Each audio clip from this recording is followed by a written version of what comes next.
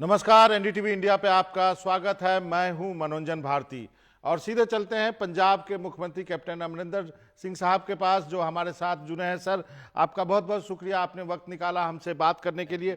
मेरा पहला सवाल नीट को लेकर के है। सर, आप लोग नीट का विरोध कर रहे हैं। सरकार ये एग्जाम कराने पे, नीट और जेई कराने पे तुली हुई है। उनका कहना है कि सुप्रीम कोर्ट ने कहा है, तो अब कोई रास्ता बचता है क्या? देखिए, हम जा रहे हैं सब सुप्रीम कोर्ट के पास। हमारा क्या काम? I am not sitting for the NEET और फॉर जेई और फॉर क्लैट। ये तो लोग हैं, हमारे बच्चे हैं जो जो इसको इस पे सिट कर रहे हैं। अब देखो हिंदुस्तान में क्या हाल बना हुआ है। आज देखिए, आज 71,000 केसेस आए हैं नए और 980 डेथ्स हो गई हैं। टोटल 33 लाख केसेस हो रहे हैं और 60,000 लोग मर चुके हैं हिंदुस्तान में। Are we interested in the health of the children और are we interested in some exam? ये पहले तो ये फैसला करें। I mean today is the time that we should also see के हमारे लोग इस बीमारी से बचें। और and that is why I am saying that this should not be held at the moment, you should delay it. And आज आपका देखो, मेरा मेरा जो पंजाब है, मेरा पीक एक्सपेक्टेड है between the 20th and 24th of September. और मेरे आज इतने लोग मर जाएंगे। 2000 का फिगर है कि जो इस टाइम में 20 और उस टाइम तक, आज 1000 है मेरा और 2000 तक और मर जाएंगे। 2000 और मतलब 3000 हो जाएंगे। और मेरे जो केसेस हैं पंजाब में, आज मेरे पे केसेस हैं 46,000। It is going to be 1,10,000 by 10-20 अगले 3 हफ्तों में। तो उस टाइम में हम लोगों को जाने बचाएंगे और एग्जाम का देखेंगे कि एग्जाम हो रहे हैं ठीक। आई थिंक सरकार समथिंग शुड बी। हाँ जी। सरकार कह रही है कि 80% से ज़्यादा बच्चों ने अपने एडमिट कार्ड डाउनलोड कर दिए हैं। उनका कहना है कि हम घर के नज़दीक सेंटर देंगे, सोशल डिस्टेंसिंग का पालन करेंगे। क्या आपको लगता है इन सब चीज़ों में कोई दम है? ये तो देखेंगे, टाइम ही बताएगा। लेकिन मुझे तो पहले लग रहा है कि सरकार तो पूरे जोर लगा रही है ऑन कोविड। अगर कोविड के अलावा उनके पास इतनी रिसोर्सेज हैं कि वो एग्जामिनेशन सेंटर्स अगले कुछ हफ्तों में बना दें एंड वहाँ लोगों को लगा दें, then good for the government. I hope they do it. But मुझे नहीं लग रहा। और मुझे ये लग रहा है कि प्रॉब्लम्स होंगी। You will have a problem. जिनके पास वेल टू डू लोग हैं, जिनके पास कोई गाड़ी है या कुछ चीज़ है, वो तो पहुंच जाएंगे।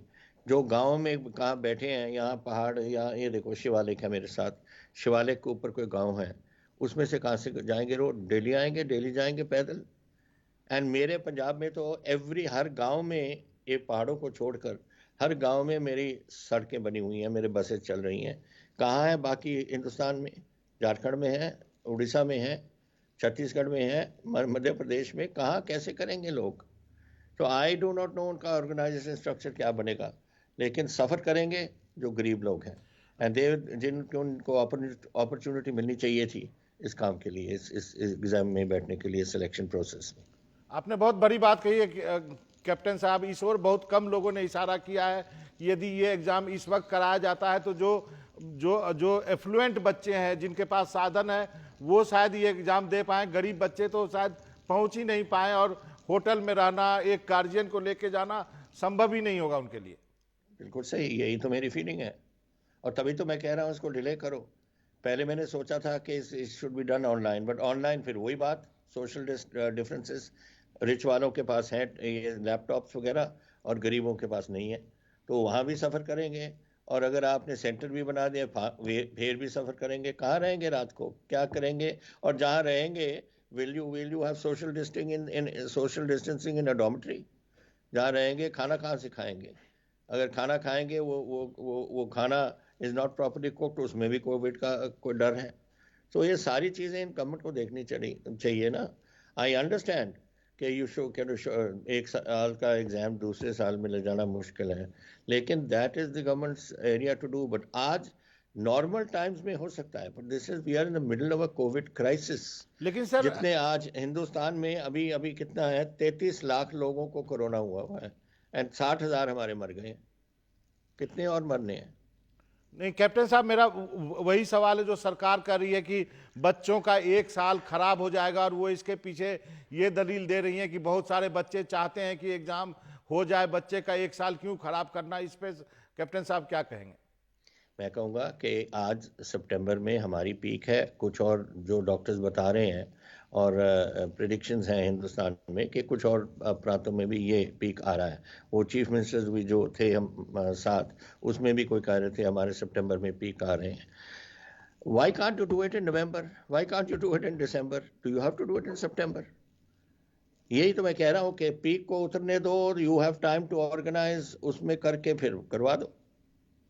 सर, जो चिट्ठियां गई है केंद्र के तरफ से, उसमें क्या ऐसा है कि आपको तैयारी करनी है और कुछ गड़बड़ी होगी तो जिम्मेवारी राज्य सरकार की होगी, इसलिए राज्य सरकार पांव पीछे खींच रही है? अरे हमारे राज्य सरकार को किसी ने तो बोला नहीं। आज में मुझे टेलीफोन नहीं आया कि कोई सेंटर्स बनवाने हैं, कहीं बनाने हैं, कहाँ बनाने हैं। और आज हो गई 28-27 तारीख। 1 तारीख को तो सितंबर शुरू है, 3 दिन में सितंबर शुरू है, 3 दिन में हम ऑर्गेनाइज कर लेंगे। मुझे नहीं बताया, पता नहीं और चीफ मिनिस्टर्स को बताया हो और स्टेटों को बताया, हमें तो बताया हो कि कहाँ सेंटर्स होंगे फॉर द गरीब पीपल और के लिए क्या प्रबंध हुआ है, कहाँ कोई जो मेरे शिवालिक एरिया में कहाँ है, जो हमारे नदी के साथ एरिया जाते हैं सतलज के साथ वगैरह, फिरोजपुर वगैरह, वहाँ कहाँ है, नोबडी नोज। तो ये सेंटर्स मेन सेंटर्स जो चलते आए हैं शायद वो उसका रख रहे हैं, बट दैट विल इनिवेट। मैं आपको बता रहा हूँ आज के जो गरीब लोग हैं नहीं पहुंच सकेंगे वहाँ, गरीब बच्चे हैं और गरीब बच्चों को चांस मिलना चाहिए। तो कैप्टन साहब, इसका हल क्या आप चाहते हैं? आप लोग सुप्रीम कोर्ट जा रहे हैं, सुप्रीम कोर्ट ने ही ऑर्डर किया है कि एग्जाम कराओ, फिर सुप्रीम कोर्ट आपको लगता है कि तैयार होगा? हम जा रहे हैं लोगों, हमारे बच्चों के माँ बाप की तरफ से कोई there is under the constitution there some provision to say कि इसमें सबको इक्वल राइट्स होने चाहिए और इक्वल राइट्स नहीं हो सकेंगे गरीब बच्चों के लिए। जो अमीर बच्चे हैं वो गाड़ी लेके पहुंच जाएंगे जहाँ भी है। इधर से अगर मैं बैठा हूँ मोहाली में, if the exam centre is in Ludhiana, पहुंच जाएंगे। लेकिन जो मेरे साथ वाले गांव में यहाँ पहाड़ के ऊपर एक छोटा सा घर है, उसका लड़का कहाँ से जाएगा? तो इसका सोल्यूशन क्या है sir? Solution, organise it properly, wait for the COVID crisis जो है उसको ख़त्म होने दो और फिर सेंटर्स नज़दीक बनाओ एंड मेक, पर्टिकुलरली जहाँ गरीब हमारे बसते हैं और उनको एक मौका होना चाहिए कि वो भी पहुंच सकते हैं उधर। या ये भी हो सकता है 1 साल, 2-3 महीने का डिले करो, 2-3 महीने का डिले करें, या एक गैप ईयर कर दें? गैप ईयर फिर लिए मुश्किल हो जाएगा ना, फिर नेक्स्ट ईयर डबल तो नहीं हो सकेंगे, double will be a problem, but you should give time to people. And पहले हमारी प्रायोरिटीज देख लो क्या है। प्रायोरिटी इज लोगों के कोरोना से बचाना और उनकी जानें बचानी। Number 2 is your selection process, it's not the other way round नहीं है कि पहले सिलेक्शन प्रोसेस कर लो फिर जानें बचाओ उनकी। ये तो उल्टा काम हो गया है। जी सही कहा कैप्टन साहब। एक दूसरा मुद्दा है, उस पर भी पूछ लेता हूं जल्दी से। जीएसटी के बकाये के बारे में क्या बात हुई? कितने आर्थिक खराब हालत से आप लोग गुजर रहे हैं और केंद्र आपको कितनी मदद कर रहा है? कोरोना में हमें 131 करोड़ मिला है और मैंने 500 करोड़ खर्च दिया आज तक। अब तो पीक चढ़ रही है, अब हमारे नंबर चढ़ रहे हैं, सो जैसे चढ़ेगा तो एक्सपेंसेस भी बढ़ेंगे। एक तो ये है। जहाँ तक जीएसटी है, जीएसटी का हमारा एक ट्रांच मिल गया था हमें मार्च 31 तक 6,900। अभी 2 मेरे क्वार्टर्स ख़त्म हो गए, उसके लिए हमें मिला नहीं। 7,000 ड्यू है गवर्नमेंट से और आज कह रहे हैं कि पता नहीं हमारे पास पैसे नहीं है। मैंने सुना है कि जब जीएसटी की पिछली एक तो मीटिंग कल हुई है, मेरा फाइनेंस मिनिस्टर गए हुए हैं, वो आके बताएंगे मुझे, लेकिन पिछली मीटिंग में सुना है कि द फाइनेंस मिनिस्टर सेड कि we don't have the money. And दूसरा जो अटॉर्नी जनरल की कल स्टेटमेंट आई है, जो मैंने भी देखी है और हमारे पौंडीचेरी के चीफ मिनिस्टर ने भी कोट किया, उसमें उन्होंने कहा है कि कोई ऑब्लिगेशन नहीं on the part of government of India to give the state. तो फिर हमारी टैक्स की अथॉरिटी क्यों दी है जीएसटी ने? अगर पहले तो हम अपना टैक्स करते थे एंड हम चलाते थे, फिजिकल पावर्स हमारे पास थी, अब वो सेंटर जीएसटी में चला गया। अब जो जीएसटी का हमारा हिस्सा है टैक्स का, वो कहते हैं कोई ऑब्लिगेशन नहीं है स्टेट को देने के लिए।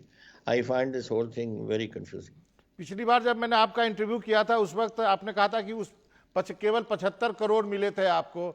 इस बार अभी करें 131, लेकिन आपने 500 करोड़ खर्च किए। तो यदि सिंपल मैथमेटिक्स देखें तो बहुत ज़्यादा डेफिसिट है। नहीं, आप I am talking about Covid के लिए, जी। कोविड के संभाल के लिए अच्छा। हमें मिले हैं 131, 100 मिला है अभी, 101, और 30 करोड़ उनका जो कमिटमेंट है वो आनी है, that is for corona management. GST की बात और है, जीएसटी की हमारे 6,900 पहले मार्च 31 तक आया था। अब दो मेरे वो एक एक उसमें जो एक क्या कहते हैं क्वार्टर में, अब 2 क्वार्टर्स का मेरा पेंडिंग है, और 2 क्वार्टर्स का pending is about 7,000 crore. So naturally हम तो, हमारे पास तो कोई पैसा नहीं है, हमारे तो मैंने तो अभी तनख्वाह दी है, पता नहीं अगले महीने के कैसे देंगे हम तनख्वाह। तो फिर स्टेट कैसे चलेगा? सारे स्टेट जो चीफ मिनिस्टर यही कह रहे थे, कल हेमंत सोरेन भी यही कह रहे थे कि हमसे तो जीएसटी लगा दिया, हमारे सारे अधिकार ले लिए और अब हमें वही पैसे नहीं दे रहे। वही मैं कह रहा हूँ, वही कह रहे हैं पैसे नहीं है, तो नहीं है तो फिर आप लोग कहते हैं हमें क्या, you can exceed borrow the money, कहाँ से हम क्यों बोरो कर रहे हैं? वो तो हमारा पैसा है, that money should, if you want to, if you have taken the right, अगर आपने राइट ले लिया हमें जीएसटी का और टैक्सेशन का, then you take borrowing and give it to us. But हम क्यों बोरो करें अपने लिए? ये तो हमारी ड्यू है, जो हमारे टैक्स आपने लिए हैं वो हमें देना पड़ेगा आपको। कल जो मीटिंग हुई थी सर आप लोगों की, उसमें उद्धव ठाकरे ने कहा था कि ये तय कर लें पहले कि लड़ना है या डरना है। आपको क्या लगता है कि कैसे लड़ेंगे आप? सब कांग्रेस पार्टी तैयार है, इसके लिए नहीं है, ये तो कांग्रेस प्रेसिडेंट को फैसला करना पड़ेगा हमने क्या करना है। We will all be united in this. हमारे ऑपोजिशन के चीफ मिनिस्टर्स भी हैं united. This are common issues. ये इश्यूज पंजाब का नहीं है, या पौंडीचेरी का नहीं है, या छत्तीसगढ़ का नहीं है, ये ना महाराष्ट्र का है, ना झारखंड का है, पूरे हिंदुस्तान का की प्रॉब्लम्स हैं।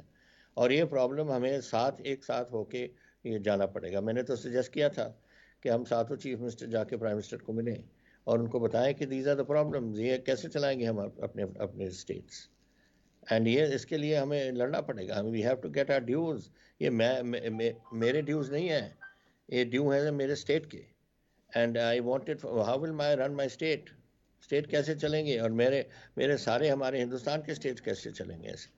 एक अंतिम का सवाल है कैप्टन साहब, क्या आपको लगता है कि जो बीजेपी रूल्ड स्टेट है या आपके जैसे स्टेट है उसमें जीएसटी को लेकर भेदभाव है कहीं, या फिर कोविड फंड को लेकर के भी? ये मैं नहीं कह सकता, क्योंकि मुझे नहीं फिगर्स बीजेपी स्टेट्स में कितना कोविड रिलीफ दिया है इन्होंने, या जीएसटी की क्या पोजीशन है। मैं तो सिर्फ आपको बता सकता हूँ जो हम ऑपोजिशन के साथ चीफ मिनिस्टर एक साथ हुए थे परसों, उनकी जनरल फीलिंग थी सबकी कि हमें जो मेरी प्रॉब्लम्स है वो सबकी प्रॉब्लम्स है, एंड उसमें है बीजेपी स्टेट्स ने, गवर्नमेंट ने बीजेपी स्टेट्स को क्या किया है मुझे मालूम नहीं।